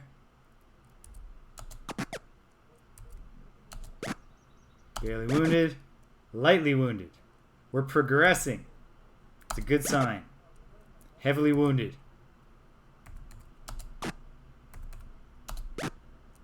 Ghost critical. Alright. Take us home, Julia. Or just shoot the avatar in the back. At least that one was a graze.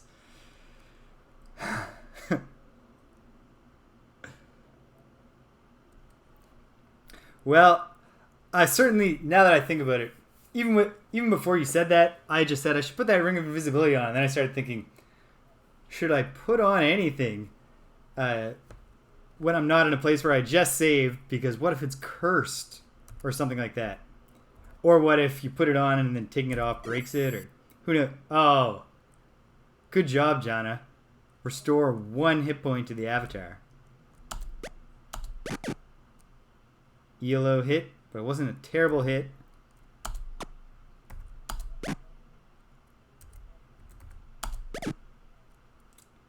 Shimino took a big hit there. Ghost critical. Ghost killed.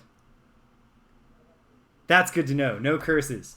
I had a feeling there wouldn't be curses on account of when I scanned the list of spells. There was no relieve curse. And yet you never know. That is certainly a pretty common trope of your I mean, it's still an RPG thing. But in older RPGs, you always kind of suspect there's going to be weapons that if you equip them, you can't unequip it. And maybe it's also doing something bad to you. It seemed too good to be true, and it was. That kind of gimmick.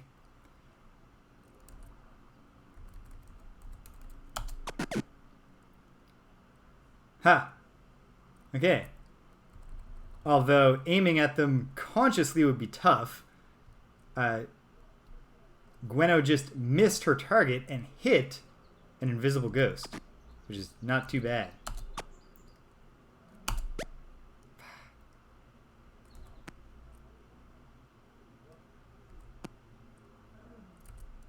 Is it right here? It was, and now it's critical. Or it is, and now it's critical. Alright, Shimino, do what you can, buddy. Killed that one. Critical that one. This dude poked his way back out of the wall. He's going to regret that he did that.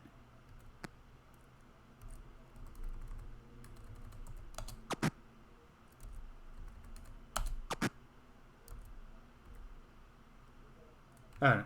We just killed them both. Or did one of them disappear? Oh, I wasn't paying close enough attention. There's nothing there. Or no, it was there and I missed it. Critical. Killed. Good work, Shimino. Shimino has great aim at invisible things, which is a pretty handy skill to have. Wasn't expecting a ton of treasure from our incorporeal friends here, and so it goes. Ghost killed. There's still a ghost lurking somewhere.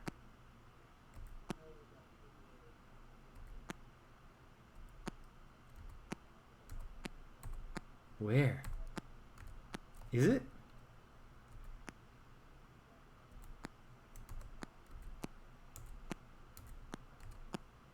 There it is. Ha!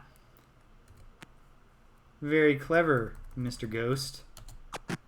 Not clever enough.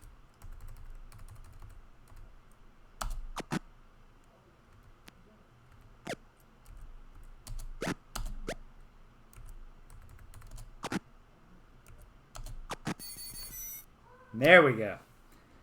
Back to Tartarus with you, Shades. Whew. Alright. Let's pop open another gem.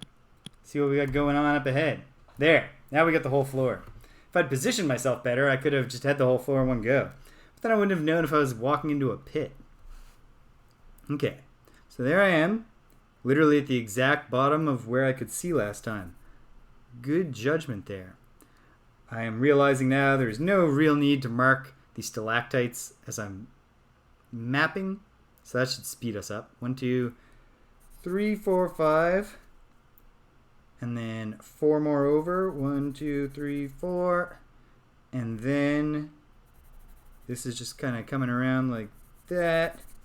And we got a thing here. Boom. Okay.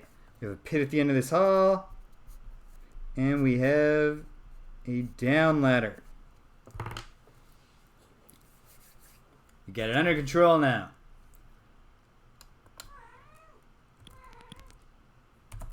Being an optimist and searching all the stalactites.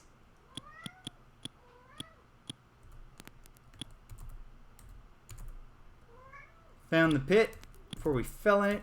Nothing on the stalactites. Okay. 247. Okay, mixing. Gotta do some mixing. So, what's my reagent status? What's my spell rate? Could use... I don't need more money urgently right now. More Vasflam, and I want... I'd like a... I think 2 hits of the up spell will be just the thing, since I'm running out of time, but I do want to delve down another level here. So... zipping on down. I need to create bookmarks in this PDF or something so I can navigate it more quickly. Alright, well, Vasflam is Ash Pearl, and upward move, Uspor, is Moss and Silk. Okay. Let's. Not in the game. Alright.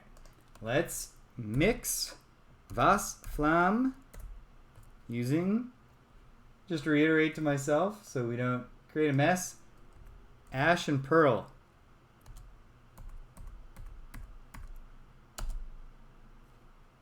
Mix them up. And then do we need either of those? Did I just say for Uspor? No, it's Moss and Silk. So let's just do 5 for now. And we'll have those in our pocket if we run into any more Reapers, for example. And then we want to mix up. The mixing, although the system works exactly the same as in Ultima 4, the actual gameplay mechanics of it are much friendlier, both because you can multi-mix, which is just super helpful. You can say, I want to mix this many. But also just the loop. In Ultima 4, you would mix one spell, and then it would drop you back to the to what spell you wanted to do instead of dropping you back to hit mix again. And I found that I would often either just keep mashing the reagents themselves without the button to declare the spell in advance, or I would hit mix, and then either way I would wind up not doing what I meant to do. Okay. Oos. Pour. And for this I need moss and silk. I don't want to use too much silk, and for that matter I don't want to use too much moss. I only need 2, because we're not going any lower than the second floor today. Alright. Here's where I found that pit. So I know that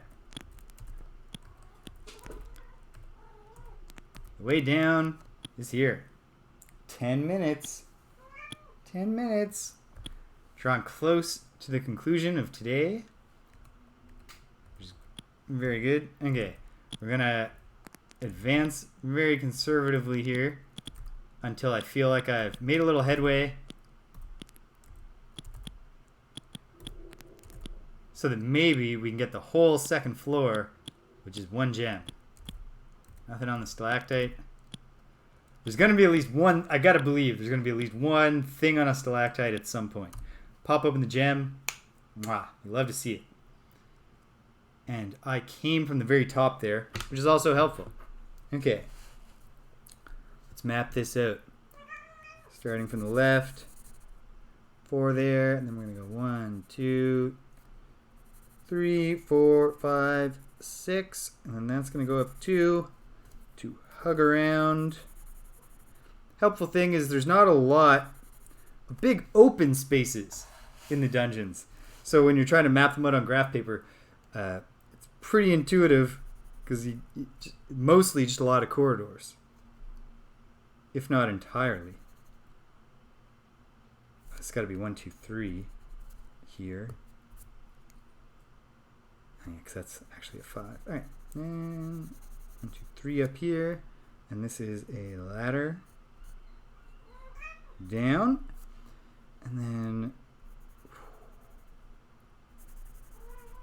hey you, I hear you. I just need you to believe that I have the ability to tell magically, little Abra, whether or not it is in fact LUNCH time. No. Now her sister's in on it. Teamwork. It's a family affair. Cajoling me to give them food. Okay. Boop-a-doo. Boop-a-doo. We have 2 ladders leading down from this floor, which means the 3rd floor is going to be interesting.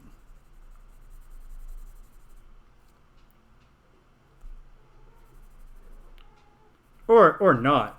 It's not necessarily the case. We could just have 2 different entrances to a floor that don't really take us to very different places and aren't remarkable at all. Who knows?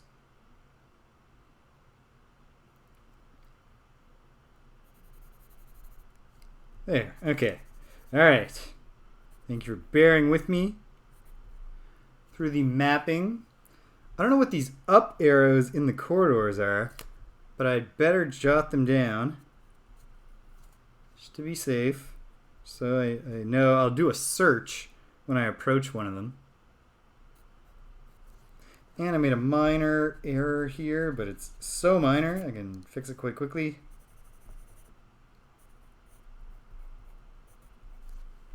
There. You got it. First 2 levels of the dungeon. I'm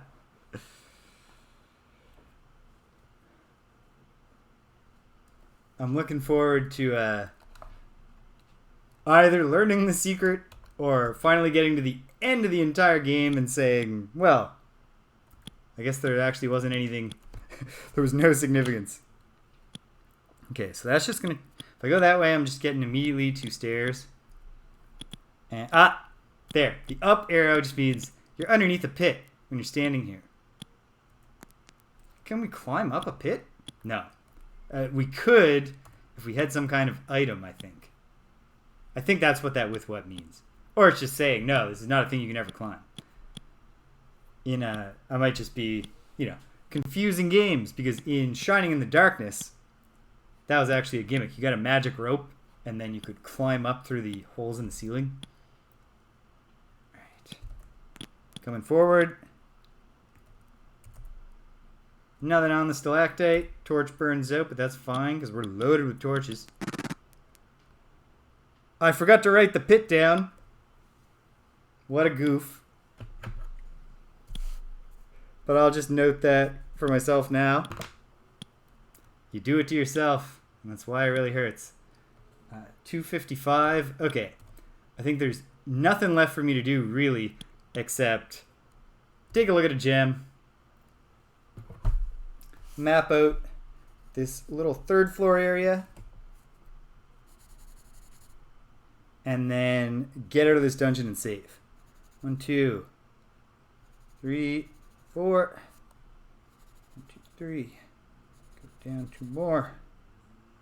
No, 1 more there. Yeah. Coming down here. 2. Over to there. And 1, 2, 3, 4 down. Couple over. All the way back up. Ooh. Oh no. There's a green thing. That's me. That's where I am.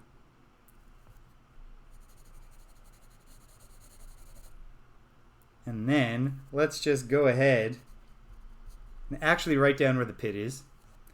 And we've got a ladder going down and a ladder going up. And the notable thing here is there's only 1 ladder going up, which means there are 2, at least, 3rd floors, or areas of the 3rd floor in Dungeon Despise. So let's, turns out we don't need to worry at all about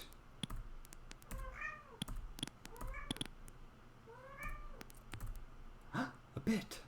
Don't need to worry at all about casting the up spell. We can make our way up pretty easily. Now the big question, I guess, becomes which... Okay, if I fell here, and I landed here, and then I wrapped around... Now, there's no spatial reasoning that's going to tell me where I am.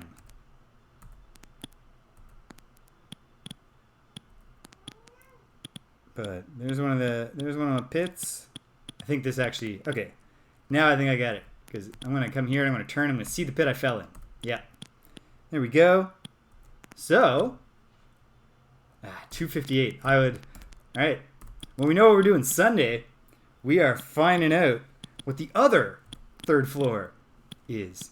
But I don't think I even need to cast those Uspores. I think I can make my way out of here pretty comfortably. Climbing. Watch me walk immediately into a combat with like 50 Reapers or something. And just be slain on my way out. No, that's not right. Oh, because I'm facing south. I want to go north. All the way north. East. North. West, sorry. North. East. Gremlins! This will be a nice little fluffy... Should be, once the gremlins have a trick up their sleeve that they didn't have in Ultima 4. Where the only trick they had up their sleeve was being killed and dropping lots of gold. Yeah, it's not a good sign for the hardihood of these gremlins.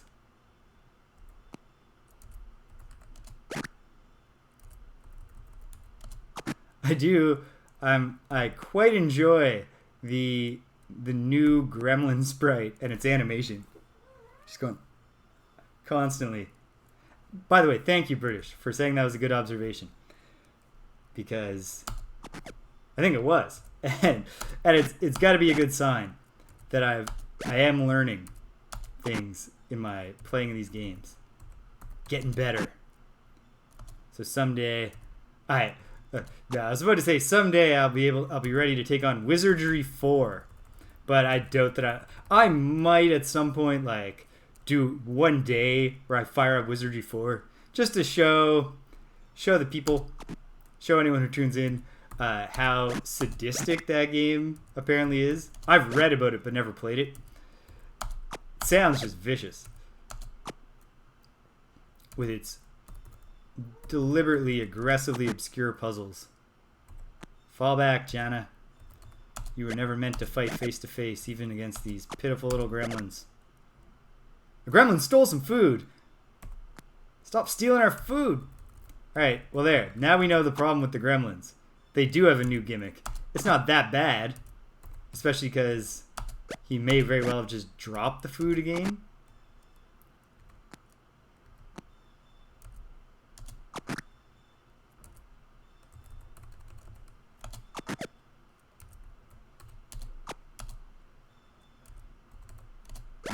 Yes. One more. And we're out of here. We're blowing this joint. We're going out with a nice little gremlin haul.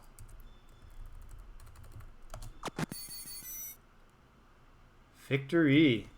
Alright, Shimino, you get a break.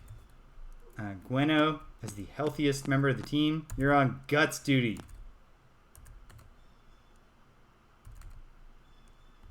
Alright, nothing to find there. No trap. Did that to yourself, Gweno. What do you want me to say?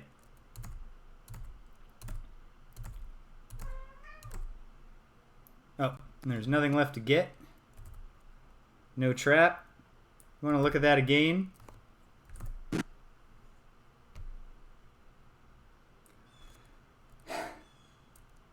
It's not her gift.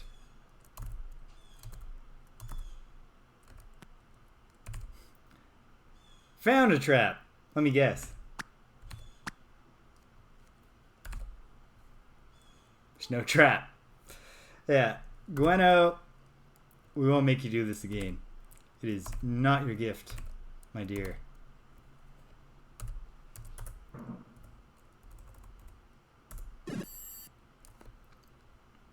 Iolo gently teasing Gweno over dinner or whatever. Bats. Come on, bats. I got places to be. Well, no. Well, actually, I'm in the grocery store. I gotta get groceries before company comes. Probably buy some beer, too. Well, these are just bad. We see a ladder. Yikes. Alright. Got some work to do before we can get out of this dungeon. We're going to extend this episode by only a few minutes. Because I'm going to do the lunchtime. Want some lunch? Yeah, alright. I'll feed them. We'll get out of here. And I'll wrap up.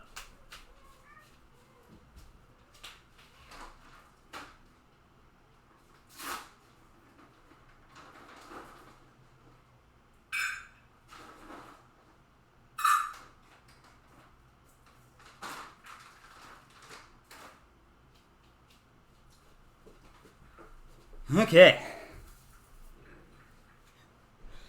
Yeah, but I got to enforce it on myself this time because I not only do I need to get to the grocery store, I should fold and put the laundry that I managed to get done before I started away, and then perhaps more than all of that, I need to clean the room. I need to clean the main room of the home so that my friends who haven't seen me for over a year don't think that I've fallen apart, lost the ability to take care of myself. Well, my place isn't that bad, but I would like it to look quite nice if I can. It's a special occasion to get to see people that I haven't seen in so long, and then on top of that, not only have I not seen them in a long time, lousy bat interfering with... No, I know. Here's the thing. It is absolutely British, the case that I have many times in my life. Usually not 5 more minutes. Usually usually it's more like a concrete thing. Like, okay, just one more run. Or like, oh, I'm going to try this boss just one more time. And, you know, then you try the boss and you go, oh, well, hold on. No. Like, one more time where I don't screw it up right at the start. Like, it doesn't count if I screw it up right at the start. And then you get really close and you're like, oh, if I do it one more time, I'm gonna beat that boss. Okay. We're getting roughed up by these bats. Not because any individual bat is all that powerful, but just a strength in numbers deal. But nobody's in nobody's at a point where I'm concerned that they're going to be, bitten to death by the bats. hopefully we don't get there. There's another bat down. Another bat down. And Gweno, get away from that bat. Julia, shoot that bat point blank. Or just totally duff it.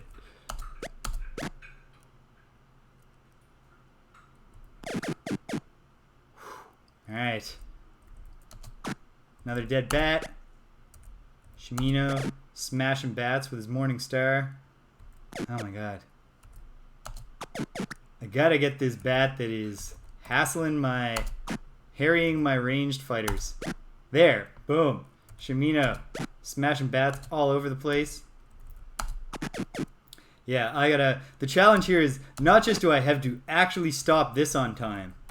The big challenge is, will I go to the grocery store without saying, you know what, just do one run on Monster Train. Just one. You know, we're not going to do a long period of Monster Train, but just one run. Because I got this Monster Train game yesterday. It's a deck building roguelike. Very clearly heavily inspired by Slay the Spire, but very much also its own thing. And it's a lot of fun. We're not going to light it. Because we can get out. We know the way. We made it. Back on solid ground. We got not a lot of money, but like pretty good money considering that we're rich in food. We didn't get low on spells. So tomorrow I have more time, I think. We'll see what actually happens. But I'm definitely back tomorrow, and I'm definitely going to aim for that right after their lunch, so around 3 p.m. Atlantic Standard Time tomorrow. And we're going to start by getting back into Dungeon Despise. See if we can find out about the other part of the third floor.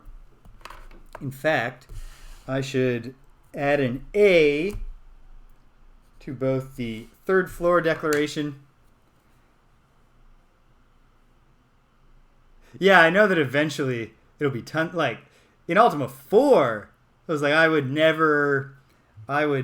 feel good about the amount of money I had if I came out of a dungeon with less than like 1,500 gold. But here, where I struggled so long to get on my feet, just having that is good. Oh, I'm sure I'll get there. You know, like if I wasn't stopping this dungeon delve for time constraints, I bet we would have wrapped up some more gold. But we're going to dive back into Despise tomorrow, check out the alternate side of the third floor and see if we can get any lower. And then who knows, that might take up the whole day. Or we might wind up, we got so much money, we buy a frigate and we check out, the Buccaneer's Den, Magentia, which may or may not be new Magentia. I know that becomes a thing eventually. Skara Brae we saw, but Jalome. So there's plenty to do. And then at some point this week, I'm going to fire it up and do another round of 30-minute retro reviews, starting at the bottom of the Super Nintendo Online, part of the Switch Online service. And I can't imagine it will actually work out, but if I found the time, I would like to jump on and do a compare and contrast of this Monster Train and Slay the Spire. But who knows? But anyway, lots of stuff coming up, so tune on in. Thanks to everyone who joined me, and thanks British for really being here. It really enriches the experience having you around, so it's a real pleasure. Everybody out there, take care of yourself. Be kind to everyone you meet. Peace.